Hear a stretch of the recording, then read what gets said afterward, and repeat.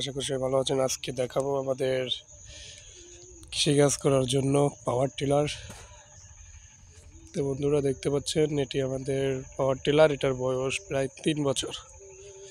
তো মোটামুটি অনেক শক্তিশালী ইঞ্জিন এখানে বিদ্যমান আছে।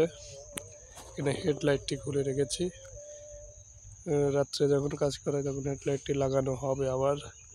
তো বন্ধুরা দেখতে পাচ্ছেন এটি আপনার গ্রাম ভাষায় বলে টিলার। এটিতে আপনার জমি চাষ করা হয় এবং ফসল ওড়া হয়। ইঞ্জিল, সিট, গ্লাস, এখানে আপনার পানির জন্য বোতল রাখা আছে।